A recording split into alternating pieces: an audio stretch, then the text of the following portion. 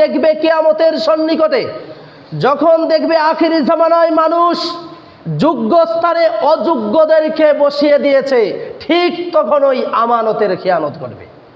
ঠিক তখন ওই কিসের খেয়ানত করবে? আমানতের খেয়ানত করবে। সাহাবী প্রশ্ন করলেন, ইয়া রাসূলুল্লাহ, ইয়া হাবিবাল্লাহ, আমানতের খেয়ানত কেমনে হয়?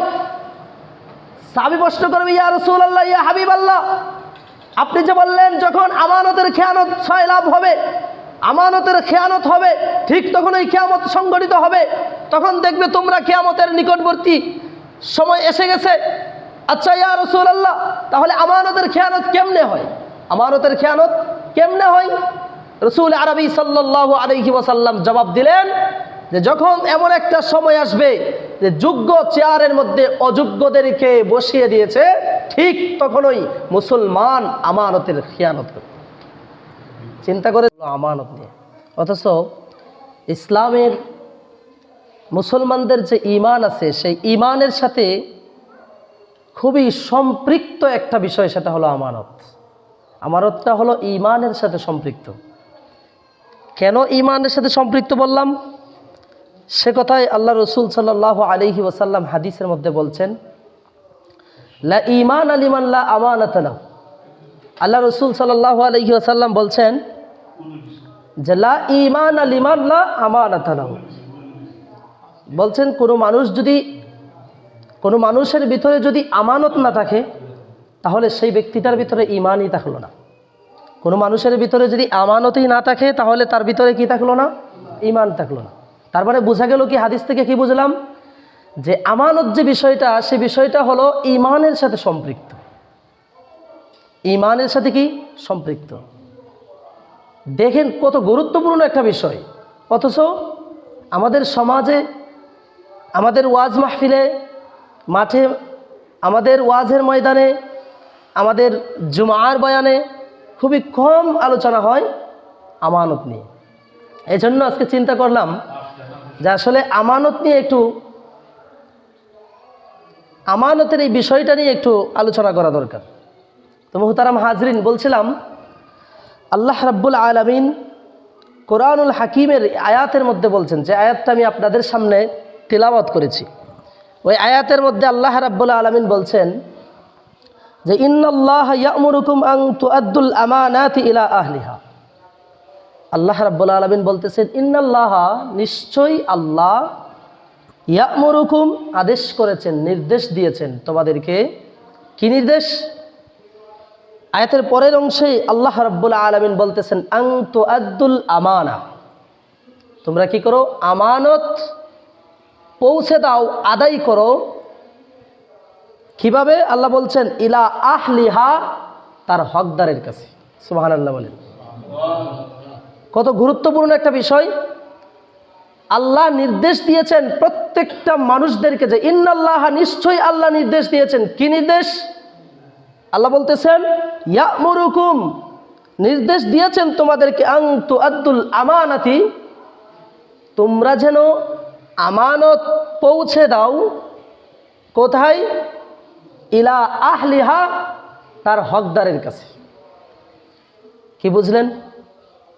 আল্লাহ যেই জায়গায় নির্দেশ দিয়েছেন, সেই জায়গাটাই কি ফরজ, সুন্নত না মুস্তাহাব? ফরজ। যেহেতু আল্লাহ নির্দেশ দিয়েছেন, তাহলে আমরা নামাজ যেভাবে, সালাত যেভাবে আমরা আদায় করি আমাদের উপরে ফরজ, ঠিক তেমনিভাবে আমানত রক্ষা করাও আমাদের উপর ফরজ। একথা কেন বললাম? কারণ আল্লাহ যেহেতু আদেশ করেছেন, তাহলে এটা কি নিঃসন্দেহে ফরজ বিধান। মুহতারাম হাজরিন, এজন্য আমানতের রক্ষা করা হলো ফরজ। এই আমানত খুবই সংক্ষিপ্ত আকার নিয়ে আমি আপনাদের সামনে আলোচনা করার চেষ্টা করব। শুধু তাই না, এই আমানতের যেই হিসাবটা, কোনো মানুষ যদি আমানত রক্ষা না করে, কোনো মানুষ যদি আমানতের খেয়ানত করে, তাহলে ওই মানুষটা মুনাফিকে পরিণত হয়ে যাবে। কিসে পরিণত হয়ে যাবে? মুনাফিকে পরিণত হয়ে যাবে। চিন্তা করেন, মুনাফিক ইসলামের মধ্যে সবচেয়ে বড় দুশ্মন, ইসলামের সবচেয়ে যে ক্ষতিটা বেশি করেছে, সে হলো মুনাফিক। মুনাফিকরা ইসলামের সবচেয়ে বেশি ক্ষতি করেছে। আর এই মুনাফিকদের সাথে আল্লাহ রাব্বুল আলামিন তুলনা করেছেন, আল্লাহ রসুল তুলনা করেছেন কাদেরকে? যারা আমানতের খেয়ানত করে। এখন চিন্তা করেন, খেয়ানতকারী কতটুকু শাস্তিপ্রাপ্ত হবে, খেয়ানতকারী কতটুকু আল্লাহর আযাবে কিভাবে গ্রেফতার হবে। যেহেতু হাদিসের মধ্যে আল্লাহ রসুল সাল্লাল্লাহু আলাইহি ওয়াসাল্লাম এক হাদিসের মধ্যে বলেছেন, আল্লাহ রসুল সাল্লাল্লাহু আলাইহি সাল্লাম বলেন যে ক্বালা আয়াতুল মুনাফিকি সালাসুন, তিনটা বিষয় যার মধ্যে পাওয়া যাবে সে হলো কি? মুনাফিক। তিনটা বিষয় যার মধ্যে পাওয়া যাবে সে কি? মুনাফিক। তার মধ্যে একটা হলো ইযা হাদ্দাসা কাযাবা, যে ব্যক্তি কথা বলার সময় কি বলবে? মিথ্যা বলবে। সে ব্যক্তিকে আল্লাহ রসুল সাল্লাল্লাহু আলাইহি সাল্লাম মুনাফিকের সাথে তুলনা করেছেন। 2 নম্বর কথা হলো ওয়া ইযা ওয়াদা আখলাফা, যারা কাজে করবে ওয়াদার খেলাফ করবে, ওয়াদা ভঙ্গ করবে, প্রতিশ্রুতি রক্ষা করতে পারবে না, সে ব্যক্তিকেও আল্লাহ রসুল সাল্লাল্লাহু আলাইহি সাল্লাম বলেছেন কি? ওরাও হলো কি? মুনাফিক। মুনাফিকের সাথে তুলনা করেছে। শুধু তাই না, সর্বশেষ যেটা আল্লাহ রসুল সাল্লাল্লাহু আলাইহি সাল্লাম বলেছেন সেটাই আজকের মূল বিষয়। সেটা হলো আল্লাহ রসুল সাল্লাল্লাহু আলাইহি সাল্লাম বলেছেন ওয়া ইযা তুমিনা খানা, যে কোনো ব্যক্তি যদি আমানতের খেয়ানত করে তাহলে সে ব্যক্তিটাও কি হবে? মুনাফিকে পরিণত হয়ে যায়। তাহলে কয়টা জিনিস মুনাফিকের সাথে সম্পৃক্ত? 3টা জিনিস। নাম্বার 1, ইযা হাদ্দাসা কাযাবা, যে ব্যক্তি কথা বলার সময় কি বলবে? মিথ্যা বলবে। 2 নম্বর কি?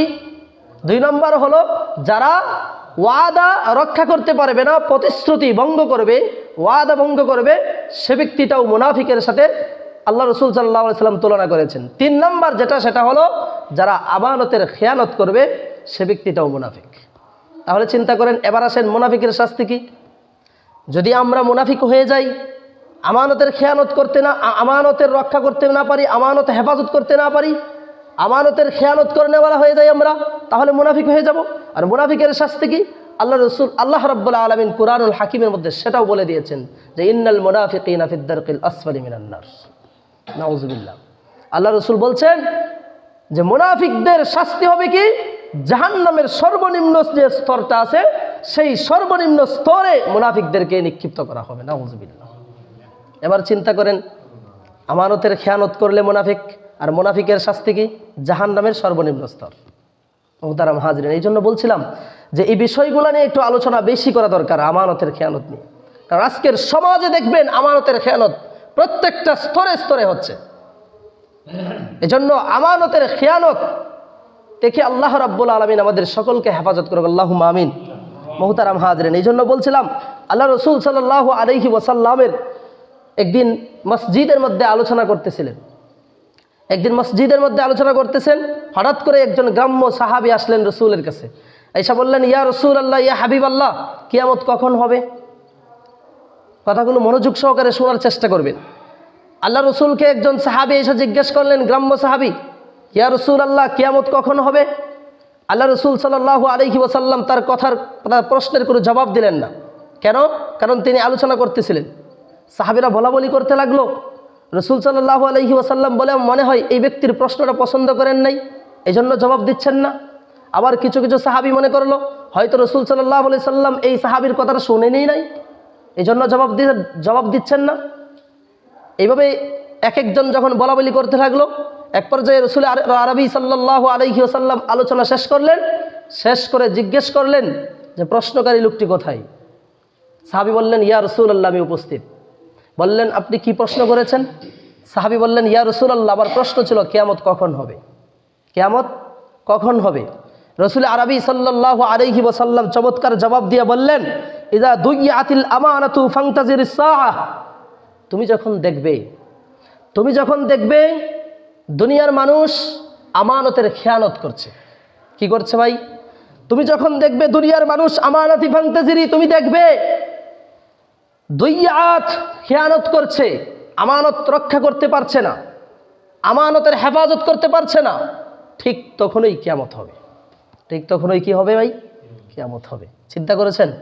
তার মানে এই হাদিস থেকে আমরা কি বুঝলাম? এটাই বুঝলাম যে কিয়ামতের আলামতের মধ্যে অন্যতম একটা আলামত হলো দুনিয়াবাসী যখন কি করবে, আমানতের খেয়ানত করতে পারে, আমানতের হেফাজত করতে পারবে না, দুনিয়ার প্রত্যেকটা স্তরে স্তরে আমানতের খেয়ানতের সয়লাভ ঘটবে, ঠিক তখনই কিয়ামত সংঘটিত হবে। মুহতারাম হাজরিন, এই জন্য বলছিলাম আমানত গুরুত্বপূর্ণ একটা বিষয়। এই আমানতের খেয়ানত করা যাবে না। আমানত হেফাজত করা প্রত্যেকটা মুমিনের জীবনে ফরজ। এজন্য আসুন আমানতের রক্ষা করার চেষ্টা করি, আমানতের হেফাজত করার চেষ্টা করি। শুধু তাই না, আল্লাহ রসুল সাল্লাল্লাহু আলাইহি ওয়াসাল্লাম যখন এই কথা বললেন, তখন লোকটি প্রশ্ন করলো, ইয়া রাসূলুল্লাহ, ইয়া হাবিবাল্লাহ, আচ্ছা বলুন তো কিভাবে আমানতের খেয়ানত হয়, কিভাবে আমানতের খেয়ানত হয়? আল্লাহ রসুল সাল্লাল্লাহু আলাইহি ওয়াসাল্লাম তার প্রশ্নের জবাব দিলেন, যখন দেখবে কিয়ামতের সন্নিকটে, যখন দেখবে আখিরি জামানায় মানুষ যোগ্য স্থানে অযোগ্যদেরকে বসিয়ে দিয়েছে, ঠিক তখন ওই আমানতের খেয়ানত ঘটবে। ঠিক তখন ওই কিসের খেয়ানত ঘটবে? আমানতের খেয়ানত ঘটবে। সাহাবী প্রশ্ন করলেন, ইয়া রাসূলুল্লাহ, ইয়া হাবিবাল্লাহ, আমানত কেমনে, আমানতের খেয়ানত কেমনে হয়? সাহাবী প্রশ্ন করবে, ইয়া রাসূলুল্লাহ, ইয়া হাবিবাল্লাহ, আপনি যে বললেন যখন আমানতের খেয়ানত সয়লাভ হবে, আমানতের খেয়ানত হবে, ঠিক তখন ওই কিয়ামত সংঘটিত হবে, তখন দেখবে তোমরা কিয়ামতের নিকটবর্তী সময় এসে গেছে। আচ্ছা ইয়া রাসূলুল্লাহ, তাহলে আমানতের খেয়ানত কেমনে হয়? আমানতের খেয়ানত কেমনে হয়? রাসূল আরবি সাল্লাল্লাহু আলাইহি ওয়াসাল্লাম জবাব দিলেন যে যখন এমন একটা সময় আসবে যে যোগ্য চেয়ারের মধ্যে অযোগ্যদেরকে বসিয়ে দিয়েছে, ঠিক তখনই মুসলমান আমানতের খেয়ানত করবে। চিন্তা করেছেন, আমরা আজকে দুনিয়ার জমিনে যোগ্য স্থানে অযোগ্যদেরকে বসিয়ে দিচ্ছি, আমরা আজকে যোগ্যদের স্থানে অযোগ্যদেরকে সম্মান দিচ্ছি। এটা হলো এক নম্বরের আমানতের খেয়ানত। আমানতের খেয়ানত তো বিভিন্ন প্রকারের আছে। তাফসীরের কিতাবের মধ্যে বিভিন্ন প্রকারের আমানতের খেয়ানত পাওয়া যায়। তার মধ্যে আমি যেটা পড়েছি সেটা হলো 7 প্রকারের আমানতের খেয়ানত পড়েছি, যে 7টা জিনিসের আমানত করতে হবে। কয়টা জিনিস? 7টা প্রকারের আমানত, 7টা বিষয়ের আমানত। আল্লাহ রসুল সাল্লাল্লাহু আলাইহি ওয়াসাল্লাম হাদিসের কিতাবের মধ্যে এগুলোই বলেছেন। আর বিভিন্ন প্রকারের আমানত আছে, তার মধ্যে 7টা প্রকারের আমানত আপনাদের সামনে উপস্থাপন করব। তার আগে বলতে চাই, আমানতের গুরুত্ব আল্লাহ রাব্বুল আলামিন কুরআনুল হাকিমের মধ্যে কেমন দিয়েছেন একটু বোঝা দরকার। আল্লাহ রাব্বুল আলামিন কুরআনুল হাকিমের মধ্যে বলেন, ইয়া আইয়ুহাল্লাযীনা আমানু লা তাখুনুল্লাহ ওয়ার রাসূল, লা তাখুনুল্লাহ ওয়ার রাসূল। আল্লাহ রাসূল সাল্লাল্লাহু আলাইহি ওয়াসাল্লাম বলেছেন, হে ঈমানদারগণ, হে দুনিয়ার মুমিন বান্দাগণ, হে দুনিয়ার ঈমানদারগণ, হে দুনিয়ার মুসলমানগণ, লা তাখুনুল্লাহ ওয়ার রাসূল, তোমরা আল্লাহ এবং রাসূলের সাথে বিশ্বাসঘাতকতা করো না। তোমরা আল্লাহ এবং তার রাসূলের সাথে কি করো না? বিশ্বাসঘাতকতা করো না। অর্থাৎ আল্লাহ এবং তার রাসূলের সাথে যে প্রতিশ্রুতি দেওয়া আছে, সেই প্রতিশ্রুতির আমানতের খেয়ানত করো না। শুধু তাই না, আল্লাহ রাব্বুল আলামিন কুরআনুল হাকিমের আয়াতের মধ্যে বলতেছেন, ওয়া তাখুনু আমানাতিকুম ওয়া আনতুম তা'লামুন। আল্লাহ রাব্বুল আলামিন বলতেছেন, এবং তোমরা খেয়ানত করো না আমানাতিকুম, তোমাদের আমানতের, ওয়া আনতুম তা'লামুন, জেনে শুনে। অর্থাৎ তোমরা জেনে শুনে আমানতের খেয়ানত করো না। আল্লাহ হুকুম করতেছেন, ওয়া তাখুনু, তোমরা খেয়ানত করো না আমানাতিকুম, তোমাদের আমানতের, ওয়া আনতুম তা'লামুন, জেনে এবং বুঝে। আল্লাহ জানেন মানুষ যখন খেয়ানত করে তখন তারা জেনে বুঝেই করেন। আল্লাহ জানেন না এটা? আল্লাহ জানেন। মানুষ, এই যে মানুষ দুনিয়ার জমিনে আমানতের খেয়ানতের সয়লাভ ঘটতেছে, আচ্ছা বলুন তো দেখি, যারা আমানতের খেয়ানত করে ওরা কি জানে না যে আমানত রক্ষা করা ফরজ? ওরা কি জানে না আমানত রক্ষা করা, হেফাজত করার কথা আল্লাহর রসুল বলেছেন এবং আল্লাহ বলেছেন একথা? ওরা কি জানে না? অবশ্যই জানে। তার মানে কি, জেনে শুনেও তারা কি করে? আমানতের খেয়ানত করে। এজন্য আল্লাহ রাব্বুল আলামিন এই আয়াতের মধ্যে বলছেন যে ওয়া আনতুম তা'লামুন, তোমরা কি করো না? জেনে বুঝে আমানতের, জেনে শুনে আমানতের কি করো না? খেয়ানত করো না। আল্লাহ রাব্বুল আলামিন পরের আয়াতের অংশে বলতেছেন ওয়ালামু আন্নামা আমওয়ালাকুম ওয়া আওলাদুকুম ফিতনাহ, জেনে রাখো, ওয়ালামু জেনে রাখো তোমরা, আন্নামা আমওয়ালাকুম নিশ্চয় তোমাদের সম্পদ, নিশ্চয় তোমাদের ধন সম্পত্তি, ওয়া আওলাদুকুম এবং তোমাদের সন্তানাদি, ফিতনাতুন এই দুইটাই হলো তোমাদের জন্য একটা পরীক্ষা। ফিতনা শব্দের অর্থ এখানে নিয়ে এসেছেন মুফাসসিরিনে কেরাম, এখানে ফিতনা শব্দের কয়েকটা অর্থ নিয়েছেন, তার মধ্যে একটা অর্থ হলো কি? পরীক্ষা। জেনে রাখো তোমাদের জন্য তোমাদের সন্তান, তোমাদের সম্পত্তি হলো একটা পরীক্ষা শুধু। চিন্তা করেন আল্লাহ আয়াতের মধ্যে কি বোঝাতে চাচ্ছেন। আল্লাহ বলতেছেন তোমরা কি করো না? আমানতের খেয়ানত করো না। তোমরা যদি আমানতের খেয়ানত, আমানতের হেফাজত করতে পারো, তাহলে আল্লাহ রাব্বুল আলামিন আয়াতের পরের অংশেই বলতেছেন ওয়া আন্নাল্লাহা ইনদাহু আজরুন আযীম। আল্লাহ বলতেছেন নিশ্চয়ই আল্লাহর কাছে, আল্লাহর নিকটে তোমাদের জন্য রয়েছে বিরাট বড় প্রতিদান। সুবহানাল্লাহ। কি বড় প্রতিদান? বিরাট বড় প্রতিদান। আজরুন আযীম, এখানে আযীম দ্বারা বিরাট বড় বোঝানো হয়েছে।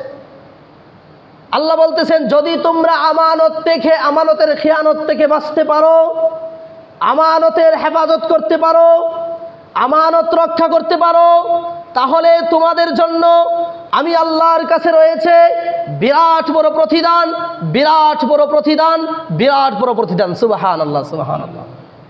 আর সেই প্রতিদানটা হলো আল্লাহর তৈরি জান্নাত। সুবহানাল্লাহ বলবেন না? সেই প্রতিদানটা কি? আল্লাহর তৈরি জান্নাত। তবে শর্ত হলো কি? আমানতের খেয়ানত করা যাবে না। শর্ত কি? আমানতের খেয়ানত করা যাবে না। মুহতারাম হাজরিন, এই জন্য বলছিলাম আমানতের খেয়ানতের ব্যাপারে এত গুরুত্ব দিয়েছেন আল্লাহ রাসূল সাল্লাল্লাহু আলাইহি ওয়াসাল্লাম। আল্লাহ রাব্বুল আলামিন বিভিন্ন আয়াতের মধ্যে আমানতের গুরুত্ব বুঝিয়েছেন মানুষদেরকে, যে আমানতের খেয়ানত করা যাবে না। আমানত রক্ষা করা হলো প্রত্যেকটা মুমিন, ইমানদার বান্দা এবং বান্দীদের জন্য ফরজ। সুতরাং ফরজ বিধানটা আমরা নামাজকে যেভাবে গুরুত্ব দেই ফরজ বলে, আমানতটাকেও নামাজের মতো আমাদেরকে গুরুত্ব প্রদান করতে হবে। ইনশাআল্লাহ করব তো?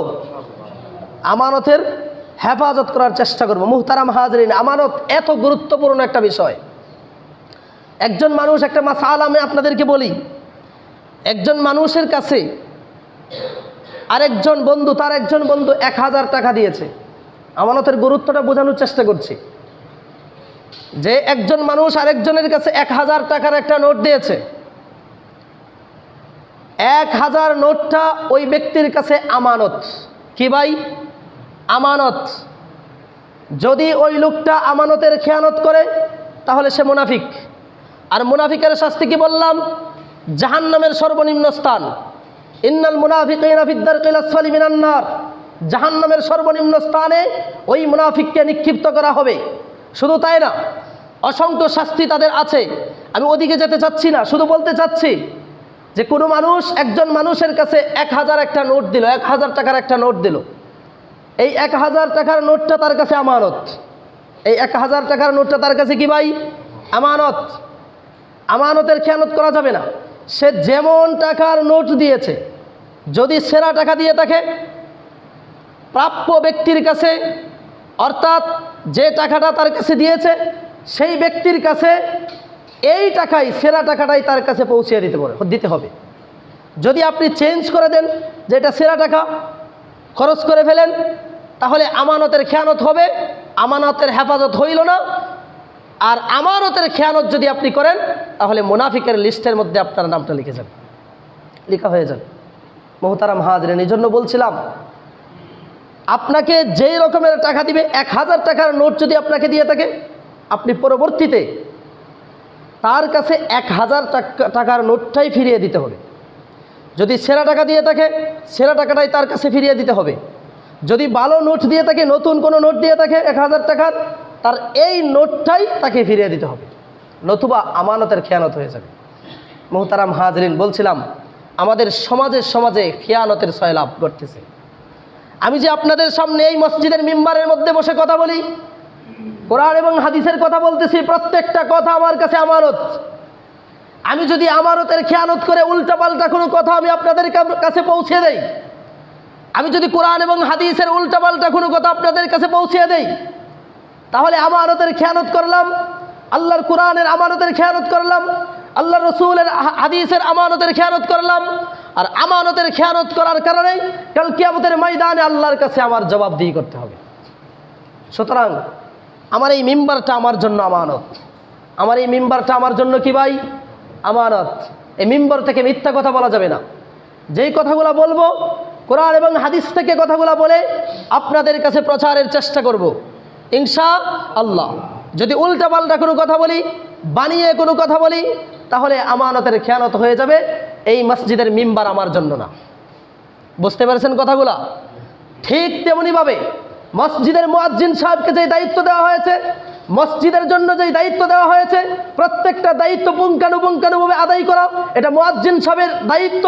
আর এই দায়িত্ব যদি কোনো এই মুয়াজ্জিন সাহেব যদি, এই ইমাম সাহেব যদি, মসজিদের সভাপতি সাহেব যদি দায়িত্বর প্রতি অবহেলা করে, খেয়ানত করে, দায়িত্ব নিয়ে গরমিল করে, তাহলে দায়িত্বের ব্যাপারে আল্লাহ রসুল সাল্লাল্লাহু আলাইহি সাল্লাম বলেছেন, কুল্লুকুম রাইন ওয়া কুল্লুকুম মাসউলুন আন রাইয়াতিহি।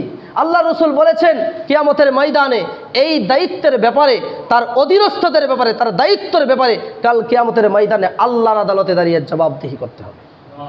কুল্লুকুম রাইন ওয়া কুল্লুকুম মাসউলুন আন রাইয়াতিহি। মুহতারাম হাজরিন, বলছিলাম সময় যেহেতু সংক্ষেপ, বলছিলাম এই জন্য আমানতের খেয়ানত করা যাবে না, আমানতের খেয়ানত করা যাবে না।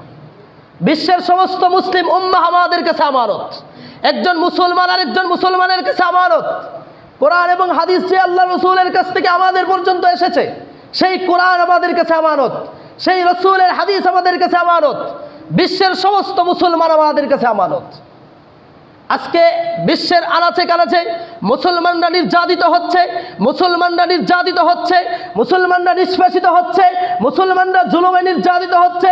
জালিমের জুলুমে মুসলমানরা আজকে নির্যাতিত, কলুষিত হয়ে যাচ্ছে। সেই মুসলমানদেরকে হেফাজত করা অন্য আরেকটা মুসলমানের উপর দায়িত্ব। কেননা প্রত্যেকটা মুসলমান আরেকটা মুসলমানের কাছে আমানত। প্রত্যেকটা মুসলমানের কাছে আমাদের মুসলমানদের কি আমানত। আমি ইমাম সাহেবের কাছে আমার মুসল্লির আমানত, মসজিদের সভাপতির কাছে মসজিদটা আমানত, মসজিদের সেক্রেটারির কাছে মসজিদটা আমানত। যদি একটা কানা করিও মসজিদের সভাপতি মুখ করে, কাল কিয়ামতের ময়দানে আল্লাহর আদালতে দাঁড়িয়ে জবাবদিহি করতে হবে। খেয়ানত করা যাবে না, জবাবদিহি করতে হবে। যদি মনে করেন যে আমি মসজিদের জন্য কষ্ট করি, আমি মসজিদের জন্য টাকা পয়সা মানুষের কাছ থেকে ভিক্ষা করে নিয়ে আসি, সুতরাং আমার হক আছে এখানে, নো, এখানে আপনার অধিকার নাই। একটা খানা করিও আপনি খেতে পারবেন না। যদি খান, তাহলে ময়দানে মাহশরের দিন আল্লাহর কাছে জবাবদিহি করতে হবে। প্রশ্ন করবেন সেই দিন, তুমি তোমার দায়িত্ব কি ভালোভাবে, তোমার দেওয়া প্রতিশ্রুতি কি ভালোভাবে আদায় করতে পেরেছিলে? সেই দিন আল্লাহর আদালতে দাঁড়িয়ে জবাবদিহিতা করতে হবে। জবাব দেওয়ার মতো ক্ষমতা আমাদের থাকবে না।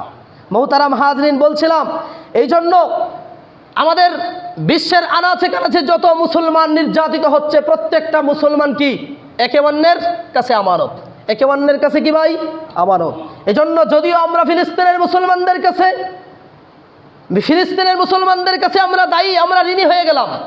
কারণ ফিলিস্তিনের মুসলমানরা আজকে এক নয়, দীর্ঘ 70 থেকে 75 বছর ধরে নির্যাতিত হচ্ছে, জালিমের জুলুমে নির্যাতিত হচ্ছে।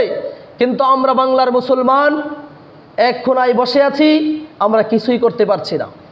কারণ হলো আমাদের এত দূর পর্যন্ত যাওয়া আমাদের পক্ষে সম্ভব নয়, তাদের সাথে জিহাদের শরীক হওয়া আমাদের পক্ষে সম্ভব নয়। কিন্তু আমরা বিশ্বের